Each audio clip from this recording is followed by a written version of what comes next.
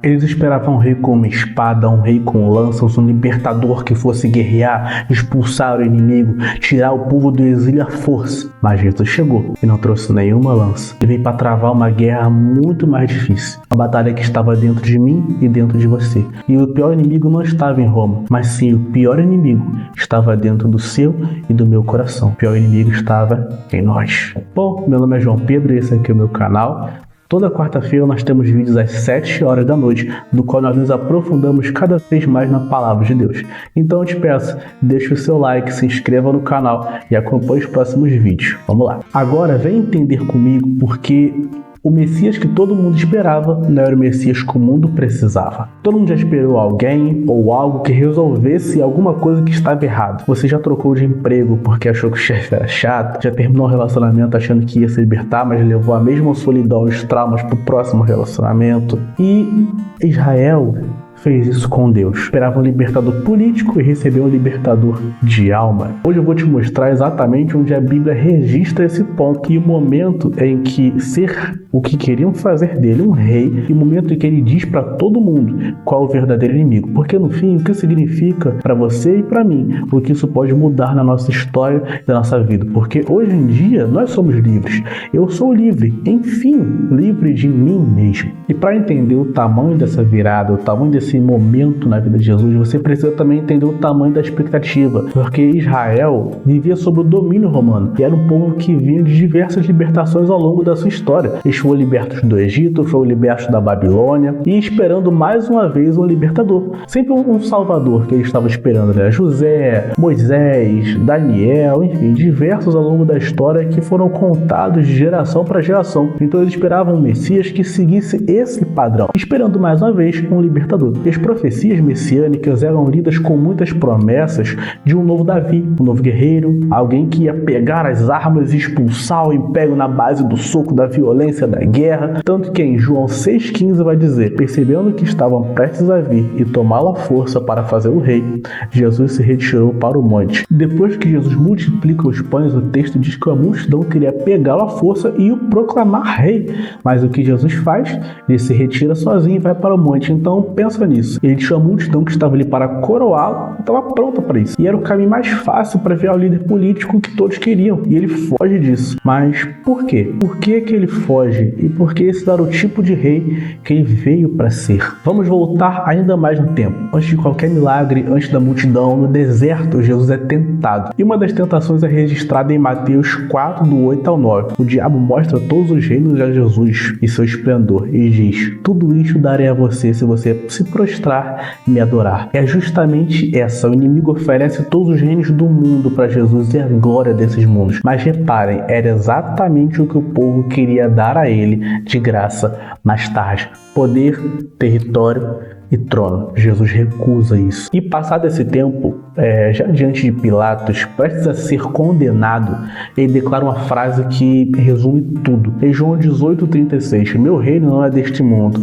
Se fosse, os meus servos lutariam para impedir que eu fosse entregue às autoridades. Mas agora, o meu reino não é daqui. Ali, durante a hora mais tensa da sua vida, com a sua própria vida em jogo, Jesus define com a própria boca que tipo de libertador ele é. Ele não é do tipo que empunha uma espada e vai pra luta, que vai pra guerra com lanças, flechas, arco e flecha, fogo. E aqui vai a parte que realmente nós precisamos entender. Jesus não veio para lutar contra Roma. E com quem ele veio lutar? Em João 8,34 diz que Jesus estava debatendo com os judeus que se orgulhavam, com razão histórica, de nunca terem sido escravos de ninguém. E Jesus solta a frase: digo-lhes a verdade, todo aquele que pratica o pecado é escravo do pecado. Ele está dizendo: vocês estão preocupados com a escravidão errada. A corrente que realmente prende vocês não é pelo tornozelo. A corrente que os prende está no seu coração. O verdadeiro exílio não é o geográfico. Não era isso sobre o que ele está falando. O verdadeiro exílio era o espiritual. O verdadeiro império que precisava cair não era Roma.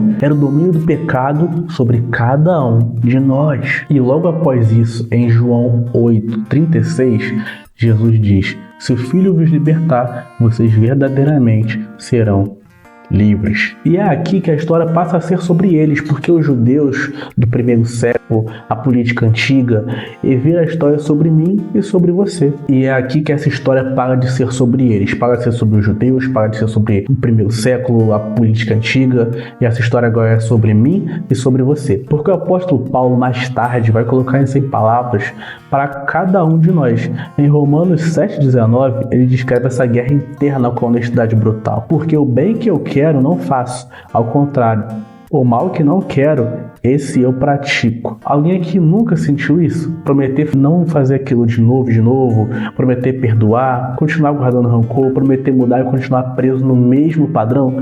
Esse é o exílio real e ninguém consegue se libertar dele sozinho. Esse é o pior tipo de distância que nós podemos ter.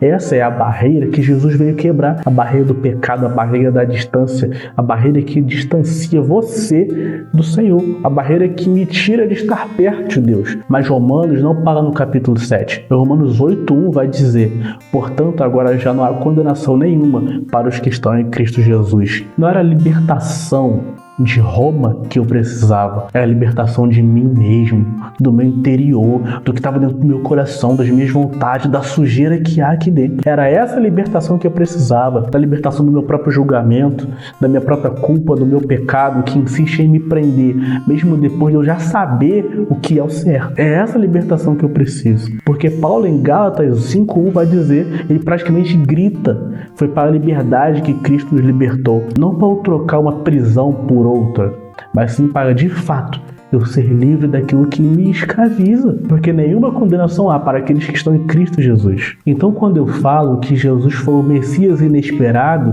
isso é o que eu quero dizer. Ele não veio com a resposta que o mundo queria, ele veio com a resposta que o mundo precisava. Eu não preciso de um exército para me libertar de um império que já nem existe, eu preciso todos os dias ser libertado de mim mesmo. E hoje eu posso dizer sem medo, sem culpa, eu sou livre, enfim. De quem? De mim mesmo. Eu sou livre de mim, das minhas vontades, do meu pecado, do meu ego, do meu orgulho. Mas por que eu sou livre? Porque eu deixei Cristo habitar no meu coração. Porque eu faço valer o sacrifício dele lá na cruz.